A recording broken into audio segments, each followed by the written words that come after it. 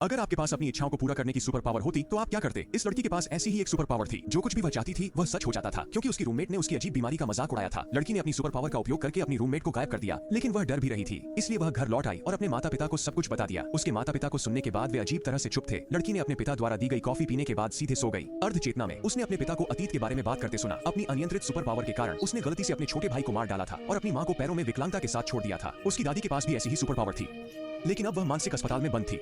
उसके पिता ने उसे घर में कैद कर दिया, उसे हर दिन बड़ी मात्रा में दवाइयां लेने के लिए मजबूर किया। फिर भी वह अपनी सुपर पावर को नियंत्रित नहीं कर सकी। उसकी मां ने उसके पिता को उसे मारने के लिए मनाया। निराशा में उसके पिता ने एक सिरिंज उठाई, लेकिन अंततः छोड़ दिया। वह उसे हर दिन दवाइयां लेने के लिए मजबूर करते रहे, क्योंकि फिलहाल यही एकमात्र समाधान था। लड़की ने अनजाने में अपने पिता से नफरत करना शुरू कर दिया, लेकिन उसे नहीं पता था कि उसके पिता और भी अधिक पीड़ित थे। एक दिन उसके पिता उस जगह पर गए जहाँ उसके बेटे का हादसा हुआ था। जैसा कि हमेशा होता था, अचानक आसमान में कौवों का झुंड दिखाई दिया। फिर उसके हाथों में आग लग गई। वह तुरंत पानी में कूद गया, लेकिन हर बार जब वह सतह पर आता, बुझी हुई आग फिर से जल उठती। उसके पास कोई विकल्प नहीं था सिवाय इसके कि वह फिर से पानी के नीचे डुबकी लगाए। केवल इस बार वह कभी सतह पर नहीं आया। उसी क्षण लड़की अचानक जाग गई। महसूस हुआ कि उसने फिर से सुपर पावर का उपयोग किया है। वह उस झील के किनारे दौड़ी जहां उसके पिता हमेशा के लिए चले गए थे। उसके पिता की मृत्यु ने लड़की को एक नई जिंदगी दी। उसने अंततः समझा कि उसकी सुपर पावर एक दोधारी तलवार थी। इसे नियंत्रित करने के लिए उसे इसका साहसपूर्वक सामना करना होगा। उसका जीवन उसके अपने हाथों में होना चाहिए। अंत में उसने अपनी सुपर पावर का उपयोग करके अपनी मां के पैरों को ठीक कर दिया और उसकी गायब हुई रूममेट स्कूल लौट आई। प्रकाश और अंधकार हमेशा जुड़े रहते हैं। देवदूत और राक्षस बस एक विचार की दूरी पर हैं।